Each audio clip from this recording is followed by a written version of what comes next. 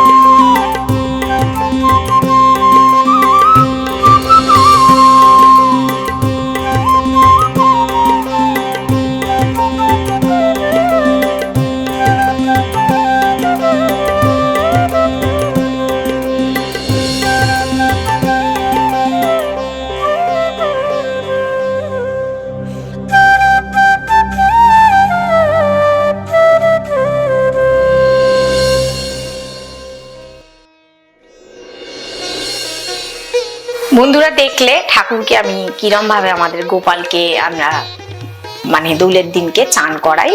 দোলের দিনকে এইভাবেই ঠাকুরের কে চান আবির দিয়ে তাকে ভালো করে দুধ দিয়ে চন্দন দিয়ে ঘি দিয়ে ভালো করে সুগন্ধি দিয়ে চান করিয়ে তাকে জামা কাপড় পরিয়ে দিয়ে এবার আমরা গুরুজনদের পায়েতে আবির দিয়ে তাদেরকে প্রণাম করি।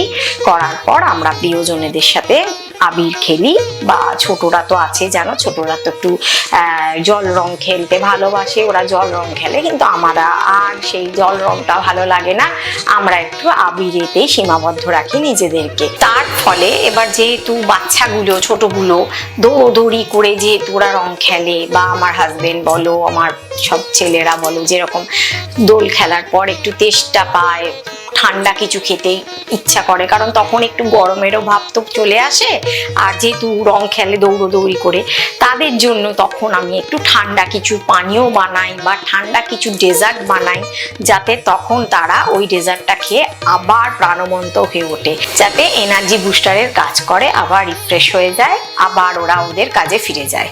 চলো তাহলে সেরকমই একটা রিফ্রেশমেন্ট আইটেম দেখাই। দিল খুশ ডাবের শাঁসকে আমি বার করে বেটে রেখেছি, একটু ফ্রেশ ক্রিম দিয়ে দিলাম, মিল্কমেড দিয়ে দিলাম, সব একসাথে ভালো করে মিশিয়ে নেব।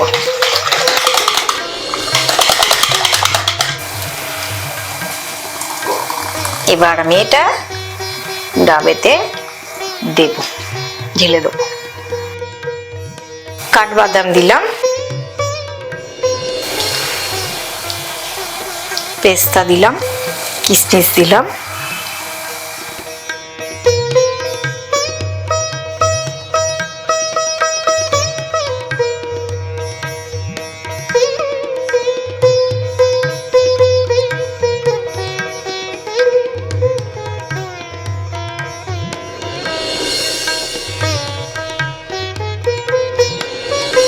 দেখলে কেমন ভাবে বানিয়ে ফেললাম, খুব চটজলদি রেসিপি, ঝটপট বানিয়ে দেবে, মুখের সামনে প্রিয়জনেদের কাছে ঠান্ডা ঠান্ডা যখন দেবে, ফ্রিজের মধ্যে এটাকে ঢুকিয়ে রেখে যখন ফ্রিজ থেকে বার করে দেবে, একদম মানে রিফ্রেশড একদম হয়ে যাবে, সঙ্গে সঙ্গে রিফ্রেশ হয়ে যাবে। আর খেতেও কিন্তু খুব সুন্দর। বানিয়ে ফেলো, বানিয়ে আমাকে জানিও কেমন হয়েছে। তোমরা সকলেই জানো যে আমরা হোমমেড কেক সেল করি, আর সেটা তোমরা তো ভালো করেই জানবে, সেটা স্বাস্থ্যসম্মত, আর বিভিন্ন রকম তোমরা কেক আমার থেকে পাবে। তোমাদের যে যার বাজেট অনুযায়ী তোমরা আমাকে বলতে পারো, আমি তোমাদেরকে সেই মতন কেক বানিয়ে দেবো। আর অবশ্যই তোমরা মহুয়া সংসার ইউটিউবে দেখো, সাবস্ক্রাইব করো, আর বলো কেমন হয়েছে লাগছে তোমাদের চ্যানেলটা। আর এছাড়াও ফেসবুকে আমার বিভিন্ন রকম কেকের ছবি পাবে, তাছাড়াও মহুয়া সংসারটা তোমাদেরকে এখন ফেসবুকেও আমি দিয়ে দিচ্ছি। আর যারা ফেসবুক বন্ধু আছো তারা অবশ্যই ফেসবুক থেকেই আমার মহুয়া সংসার দেখতে পাবে। আবার যারা ইউটিউবকে ফলো করো তারা ইউটিউবে গেলে মহুয়া সংসার সার্চ করলেই আমার প্রোগ্রাম দেখতে পারো। অবশ্যই তোমরা দেখো আর কেমন হচ্ছে জানিও। আর এইভাবে আমাকে ভালোবেসো।